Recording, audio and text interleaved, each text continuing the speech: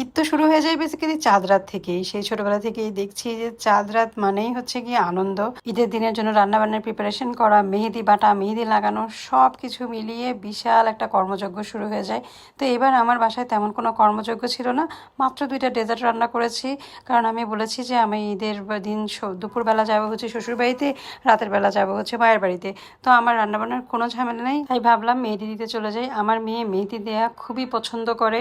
সে তার খালামণির সঙ্গে আগে থেকেই ডিল করে রেখেছিল যে খালামণির কাছে এসে মেহেদি দিবে। আমি যেই তাকে বললাম যে না চলো আমরা মেহেদি দিতে যাই, সে বললো যে চলো তাহলে খালামণির কাছে যাই। আমি ভাবলাম বা ভালো, তো আমার টাকা বেঁচে গেল, বোনের কাছে গেলে তো আর টাকা লাগবে না, ও এমনিতেই আমাদেরকে সুন্দর করে মেহেদি দিয়ে দিবে। ও বেশ সুন্দর করে মেহেদি দিতে পারে, ডিজাইন দেখে দেখে খুব সুন্দর করে মেহেদি দেয়।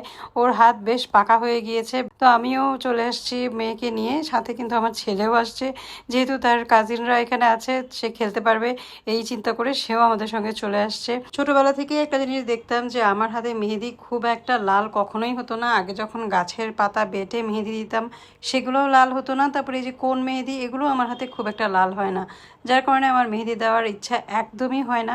কিন্তু আমার মেয়ে যেহেতু খুব পছন্দ, আমি ভাবলাম ঠিক আছে ওর সঙ্গে মিলে আমিও দিয়ে দিই। আর এখানে আমার বোন আমার পুরো ফ্যামিলির নাম আমার হাতে লিখে দিয়েছে NRS, আমাদের সবার নামের শুরুতেই NRS আছে। তো যাই হোক, এই যে হেয়ার কেয়ারের এই ভিডিওটাও আপনারা দেখেছেন, এটা হচ্ছে ঈদের দিন সকালবেলা হেয়ার রিন্স ওয়াটার বানিয়ে নিয়েছি। আচ্ছা বোনেরা বলেন তো, আপনারা আমার হেয়ার কেয়ারের ভিডিও এত পছন্দ করেন, সবাই খুব সুন্দর সাপোর্ট করেন সেই ভিডিওগুলোতে, কিন্তু আমার রিয়েল লাইফের ব্লগগুলো দেখালে তখন আর আপনারা ভালো করে দেখেনও না। কিন্তু সবসময় আমি কমেন্টসে পাই যাবো কেন ব্লগ দেন না, ব্লগ দেন না, মানে লাইফস্টাইল ব্লগগুলোও দেখান, টুকটাক দেখান। তো আমি তো খুব অল্পই দেখাই, সেগুলো যদি আপনারা না দেখেন তখন কি আর দিতে ইচ্ছে করে? ভিউজ না হলে তো আসলে কষ্ট করে এডিট করতে ভিডিও করতেও ভালো লাগে না। তো যাই হোক, এরপর থেকে চেষ্টা করবেন আমার এই ব্লগগুলোতেও একটু সাপোর্ট দেওয়ার জন্য। আমি এখানে আমার মেকআপ নতুন যেগুলো কিনেছি সেগুলো একটু অ্যাপ্লাই করে দিচ্ছি। বেশ ভারী মেকআপ হয়ে গিয়েছিল আমার ঈদের দিন, কারণ হচ্ছে কি নতুন মেকআপ কিনেছি, না দিলে কি হয়, ট্রাই তো একটু করতেই হয়। তো যাই হোক, আমার আগের যতগুলো মেকআপ ছিল আমি খুব একটা মেকআপ করি না বলে দেখা গেল যে বেশিরভাগই ডেট এক্সপায়ার্ড হয়ে গিয়েছে। তো সেগুলো বাদ দিতে হবে চিন্তা করে আমি কিছু মেকআপ কিনে নিয়েছিলাম, একদম কম্প্যাক্ট পাউডার থেকে শুরু করে ফাউন্ডেশন, ব্লাশন, কন্ট্রোর, কালার কারেক্টার, কি বাদ রেখেছি সবই কিনেছি। এবং তারপর ভাবলাম যে ঈদের দিন ভালো মতো অ্যাপ্লাই করি, কেমন লাগে দেখি।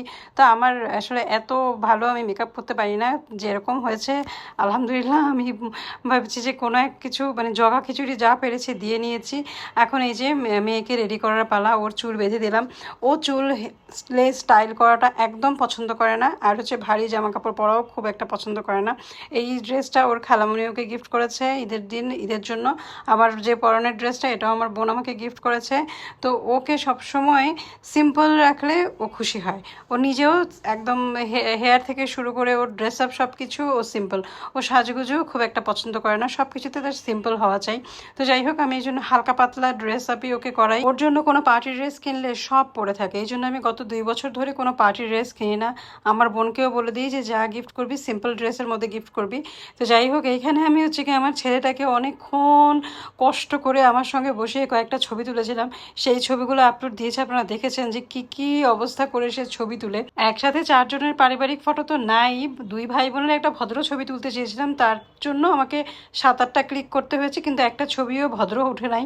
যাই হোক, এখন সে হচ্ছে অস্থির হয়ে আছে কখন আমরা বের হব। ফাইনালি আমরা উবার পেয়েছি এবং তারপর বের হলাম।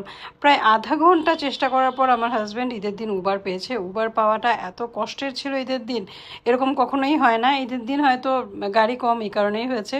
তো আমরাও চলে আসছি, খুব বেশি সময় লাগেনি, রাস্তাঘাট খুবই ফাঁকা থাকে।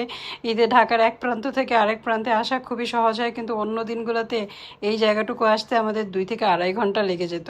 এই যে লালবাগ চলে আসছি, আমার শ্বশুরবাড়ি হচ্ছে লালবাগ।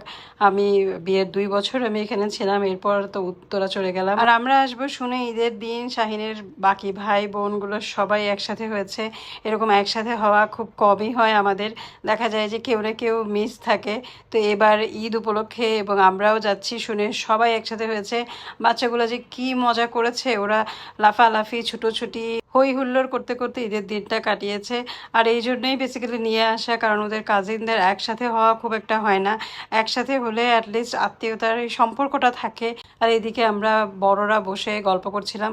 আমি চা পছন্দ করি বলে আমার শাশুড়ি আমাকে পুরা অর্ধেক পাতিলের চাই আমাকে দিয়েছে, আর বাকি অর্ধেক সবাইকে মনে হয় দিয়েছে। এই যে আমাদের লামহামণি যখনই দেখেছে আমি মোবাইল বের করেছি, আমাকে বললো মামি ভিডিও করবে বলে পোজ দিয়ে বসে গিয়েছে। এরপর শ্বশুর বাড়ি থেকে বের হয়ে ডিরেক্ট চলে আসছি বাপের বাড়ি। এসেই বসে গিয়েছি খাবার নিয়ে। আর ওইদিকে আমার মেয়ে আসতে না আসতেই বলছে মা আমার চুলগুলো খুলে দাও, আমার আর ভালো লাগছে না। তো ওর চুলগুলো খুলে ওকে নর্মাল করে আবার হেয়ার বেঁধে দিলাম। সে কোনোভাবেই কখনো হেয়ার স্টাইল করতেই চায় না। আর আমার এত ভালো লাগে ওকে সাজিয়ে গুছিয়ে রাখতে, কিন্তু সে একদমই চায় না। তো আমার বোন ওকে আবার চুলের মধ্যে ওদের বাগানের ফুল গাছ থেকে ফুল ছিঁড়ে নিয়ে আসছিল। আর এইদিকে হচ্ছে গিয়ে আমার ভাইয়ের বউ আমাদের সবার জন্য যে গিফট টিফট কিনেছিল সেগুলো বের করে দিচ্ছিল, দেখাচ্ছিল আমাদেরকে। আলহামদুলিল্লাহ আমরা দুই বোন লাকি, দুই ভাইয়ের বউয়ের বাড়ি থেকেই গিফট টিফট পেয়েছি। যাই হোক, আমার ছোট ভাইয়ের বউর বাসা থেকেও গিফট পেয়েছিলাম, কিন্তু সেগুলো আমি আসলে ওই সময় ভিডিও করি নাই, কারণ ওদের বাসায় তখন প্রথম গিয়েছিলাম। প্রথম গিয়েই ওদের সবার মুখের সামনে ক্যামেরা ধরতে আমার আসলে আনইজি লাগে। আমি যখন কোথাও নতুন যাই তখন আসলে সেই জায়গাগুলোতে ভিডিও করি না যতক্ষণ না তারা বলে। যেমন এই যে আমার এই ভাইয়ের বউয়ের বাড়িতে এঙ্গেজমেন্টের সময় যখন আমরা গিয়েছিলাম, আমার ওই এঙ্গেজমেন্টের ভিডিওটাতে অনেক ভিউ হয়েছে, প্রায় 6 মিলিয়ন প্লাস লোক দেখেছে। তো অনেকে এরকম কমেন্টস করেছে যে এঙ্গেজমেন্ট করাতে আসছেন, প্রথম একটা বাসায় এসে এরকম করে ভিডিও করে ফেললেন। আসলে তাদের পারমিশন ছিল বলেই ভিডিও করেছিলাম, বরং পারমিশন আমি নেই, তারা আমাকে পারমিশন নিজে থেকেই দিয়েছে। যেহেতু জানে আমি ভিডিও করি, আমাকে বলে দিয়েছিল যে আপু আপনি ভিডিও করেন। তারা সাজিয়ে গুছিয়ে আমার সামনে সব কিছু রাখছিল যে আপু ভিডিও করেন বলছিল। তো যাই হোক, এখানে আমার এক নতুন ক্যামেরাম্যান পেয়েছি, আমার ভাইয়ের বউ। সে আমাকে বলছিল যে আপু আপনার ভিডিওগুলোতে আপনিই থাকেন না, দেন আমি আপনাকে ভিডিও করে দিই। তো সে ভিডিও করেও দিয়েছে, আবার আমাকে খাবার সার্ভ করেও দিচ্ছিল। এখানে মনে হয় আমার মেয়েকে দাঁড় করিয়েছি ভিডিও করানোর জন্য। তো আমরা রাতের বেলা বাবার বাসায় ডিনার করছি। আসলে বাবার বাসা বলছি কিন্তু বাবাই নাই। আল্লাহ ওনাকে কবরে শান্তিতে রাখুক, খোলাকে জান্নাতবাসী করুক, ওনাকে খুব মিস করি।